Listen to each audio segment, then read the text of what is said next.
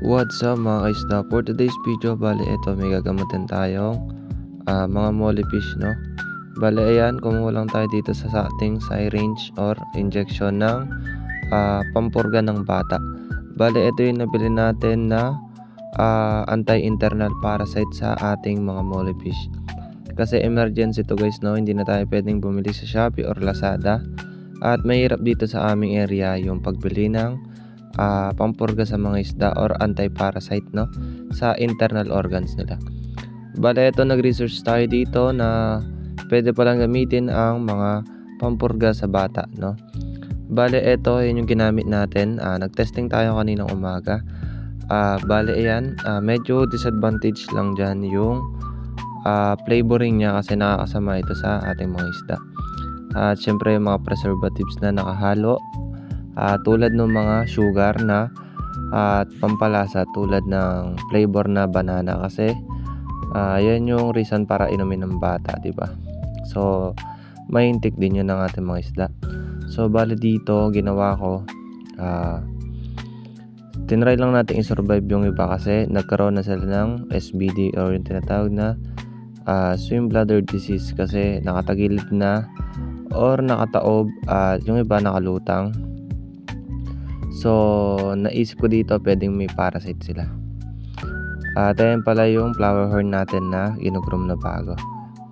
At so ayun, balik tayo sa paggagamot. Nakita natin sila nung umaga na ganun na yung nangyari, may nakasubsob, may nakalutang na mga mollyfish. So wala tayong pang cure, kaya ang ginawa natin, pumunta tayo sa pinakamalapit na butika at nagtry ng ibang alternative na gamot. So eto, balik tayo. Bale ayan yung nabili natin, yung gamot na yan, no, na pampurga sa bata.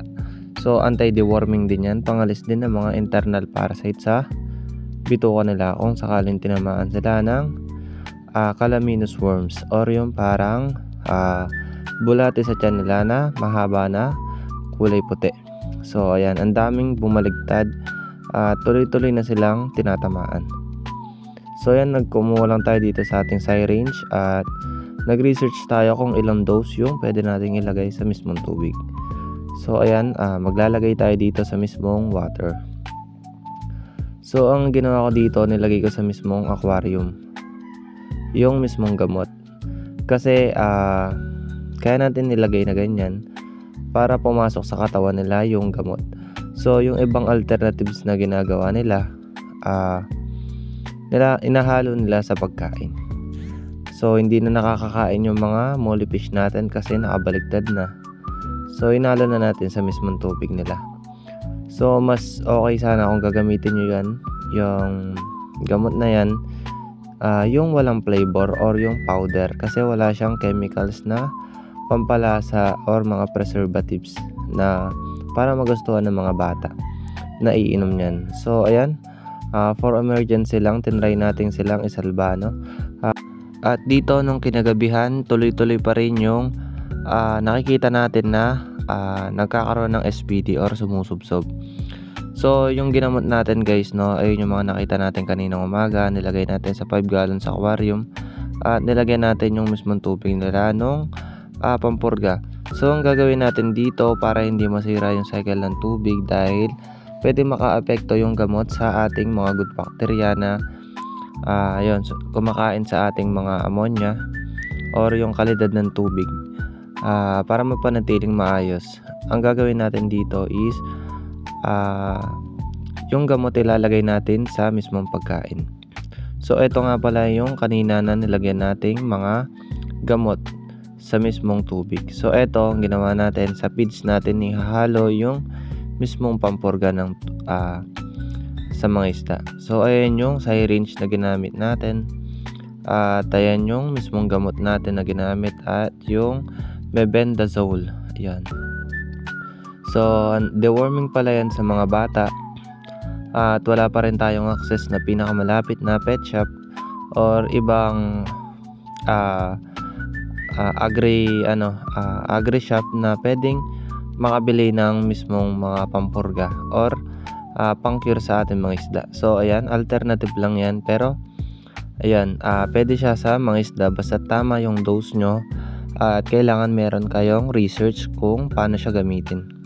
So, okay talaga siya gamitin kung alam nyo at alam nyo yung procedure kung paano siya magamit. So, ayun, meron namang yung iba alternative nilang ginagawa is yung pampurga sa mga baboy, sa pusa, sa aso. Pero sa atin, hindi tayo makakita ng possible pa na alternatives natin na pwedeng magamit na gamot. Pampurga sa ating mga isda at medyo pricey yung ibang pampurga tulad sa pampurga sa baboy, no? Tulad ng mga tablets. Pero ayun, dito nag-research tayo na okay din talaga lagyan ng rock salt. At ayun, gumawa tayo ng research kung ilang grams ng rock salt yung ilalagay natin sa ating aquarium. Bali, ang ginawa ko dito, sinukat ko lang yung aquarium natin, kung ilang inches yung height, width, tsaka yung length, para makalculator natin yung volume sa Google.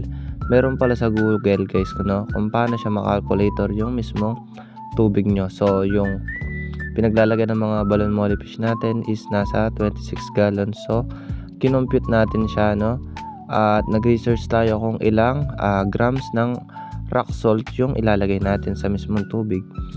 So, ayun, nakakatulong din to para panatilihin maayos yung mga isda natin, lalo na sa kalagayan nila ngayon na meron silang parasite. So, dito kumuha muna tayong tubig sa mismong tank na paglalagyan. At mamaya doon natin lalagay yung ating rock salt. So, ready na pala yung ating feeds na merong mebendazole or yung pampurga. So, 10 minutes to 15 minutes, inayaan muna natin i-absorb ng mismong feeds yung gamot or para medyo madry. Diba, pakainin natin sa ating mga mollyfish para ma-deworming sila. Baka meron silang calaminous worms or yung worms na kulay puti na common na sakit ng mga mollyfish. So, pinag-aaralan pala natin to, guys, no? Yung pag-cure ng mga isda na may sakit para makatulong din sa ating ibang buyers o ibang followers. So, ayan, paunti-unti lang yung pakain natin para kagad nilang nauubos, para hindi na-contaminated yung mismong water quality natin or yung tubig natin hindi kaanong magbago. So, ayan, dahan-dahan lang yung pakain natin sa kanila, guys, no? Hanggang sa maubos nila.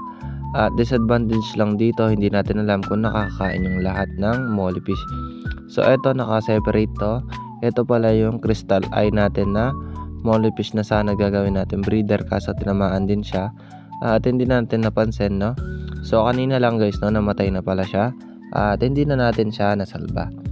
So, ayan, hindi na yan nakakakain, kaya sinama ko siya dun sa may gamot na aquarium. Bale, yung pampupurga gamit sa kanila is nasa tubig mismo yung gamot. So, yung iba na kaya pang lumangoy at kumain, yung pinurga natin sa kanila, yung ginawa nating method gamit yung pagkain na may mebendazole or yung pampurga.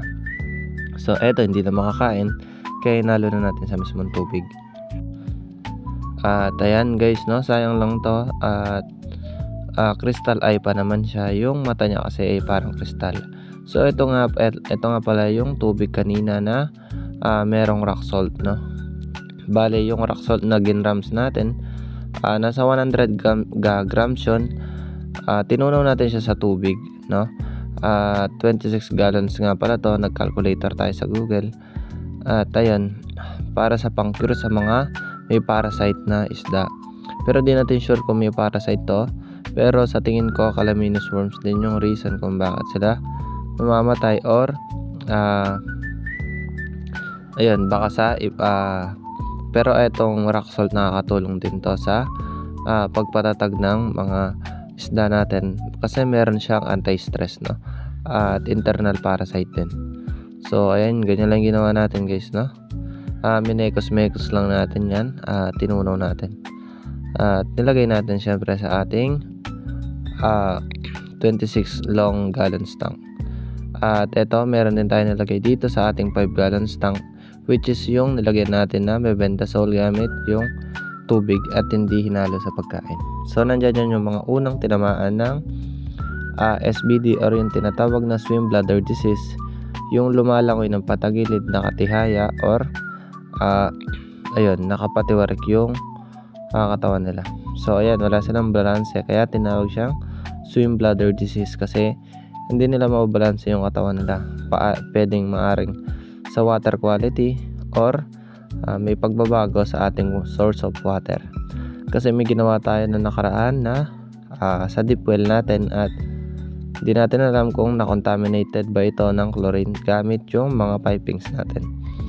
Pero ayan, sabi nga nila, hindi mo malalaman kung hindi mo susubukan. Kaya eto, pinag-aaralan lahat din natin yung lahat ng sakit para mabahagi natin sa ating mga followers at mga customers yung mga cure na pwede nilang gawin kung sakaling tamaan din yung mga isda nila.